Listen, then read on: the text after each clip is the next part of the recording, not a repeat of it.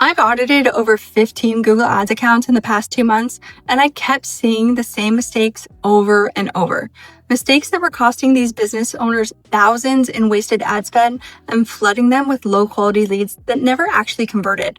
So if you're running Google Ads and not getting the results that you want, chances are you're making at least one of these same errors. So let me walk you through the top 6 Google ad mistakes that I see most often when I'm looking at accounts so that you can make sure that you're not making them in yours. So the first mistake is running a Performance Max campaign as your primary campaign.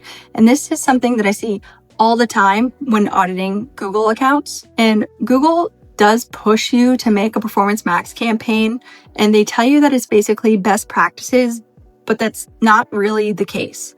So here's the thing. The way a Performance Max campaign knows what audience to go after is by using historical data in the account. So if your account has no data, it doesn't really know who to go after. And your optimization options with the campaign are pretty limited. They are growing, and they did recently add in the ability to see search terms and ad negatives, which is definitely a step in the right direction. But Performance Max can still really blow through your budget quickly while bringing in low quality leads. So my recommendation is to start with a highly targeted search campaign first. Run that for a few months, optimize it really well, essentially teach Google who you want to be interacting with your ad, and then you can add in a Performance Max campaign to help support your search campaign. The second mistake is either having no conversion tracking at all or just tracking vanity metrics. You want to be tracking true conversions. So in a lot of the audits that I did, they were tracking vanity metrics. And what I mean by that is if your goal is leads, then you want to be tracking true leads, not a website visit.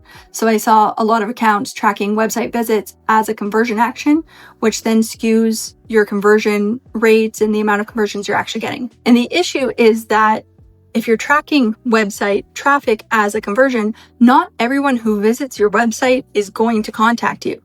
So then that number gets really inflated and it's not helpful at all. For service-based businesses, the main 3 conversions that you want to be tracking are phone calls from the ads, phone calls from the websites, and contacts through a form fill or a third-party booking system. Basically, any way that people can actually reach out to you to contact you should be tracked as a conversion. The third mistake is using broad match keywords. Broad match is the loosest matching type that Google offers, and it basically matches your ad with people whose searches are related to your keywords. So it does tend to bring in a lot of low quality or low intent searches. For example, if you are a dentist using broad match and bidding on dentist near me, that is a great keyword, but someone who might be searching for at-home teeth whitening might still see your ad because Google considers it related. So ideally with Google Ads, you want to be targeting high intent and bottom of funnel type keywords. And I've done a whole deep dive video on the difference between the different match types and what high intent versus low intent is. So if you want to hear more on that, I'll put the link in the description. Mistake number 4 matches up really well with using broad match keywords, and it is not building out a negative keyword list. No matter what keyword match type you use, the main optimization that you need to do after the ad goes live is to clean up the search terms. So you need to go through and look at the search terms coming in and add the bad ones in as negatives. This is the most critical post-launch optimization step that applies regardless of what match type you're using and industry that you're in. So in order to check your search terms, you're going to come into campaigns. Click on campaigns here. Click on the campaign that you want to check the search terms for.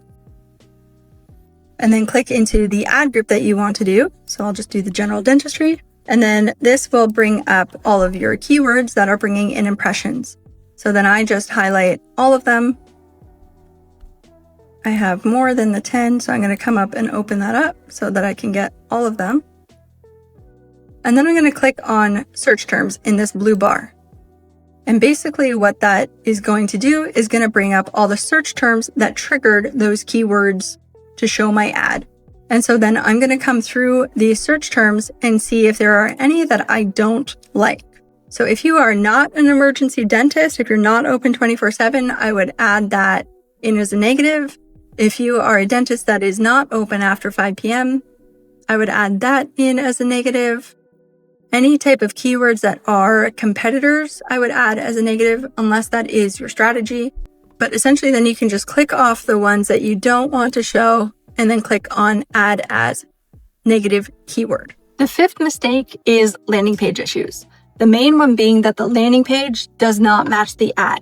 For instance, if people are clicking on an ad for dental cleaning, but then the page talks about braces or Invisalign, then there's a disconnect between what the ad is saying and what they're seeing on the page. The other thing I see a lot is that there's no clear call to action or next step on the page. If you don't tell people exactly what they should be doing next, chances are they won't do it. So you want to make sure that the next steps are really clear and at the top of the page. So put your phone number for them to call right at the top. If you have a form fill, you want that right at the top, or at least a button there that they can click that then takes them to the form. Essentially, you don't want people to have to go searching for how to get in contact with you. Last mistake that I see is the biggest reason that people ask me to do an audit on their account in the first place. They always say that they are getting a lot of leads, but they suck. They're really low quality leads. And 9 times out of 10, that's because you have the search network and the display network turned on with your search ads. What this does is it allows Google to show your ads on websites other than Google search. So it makes the vanity metrics of impressions and clicks look really good, but it tends to tank your conversions, your quality of conversions, and eat through your ad spend really quickly. So if you want to check if you have the Google display network turned on, what you're going to do is come over into campaigns. And then if you hover over where the campaign name is, you'll see a little gear show up here. So click on that gear and then under networks, open that up. And that is where it will show whether it's turned on or not. So if it is checked, then it is turned on. So to turn them off, you would just uncheck them and hit save. Now, even if you go through and fix all 6 of these mistakes in your Google Ads account, you might still find yourself struggling with one persistent problem. You're getting more leads, but they're still not the high quality leads that actually convert into paying customers. The good news is there are specific strategies that you can implement to dramatically improve your lead quality without spending an extra dollar on ads. So I break down exactly how to do this in my in-depth video on getting better quality leads without increasing your budget. So you can check that one out next. I'll put the link right here and I'll see you there.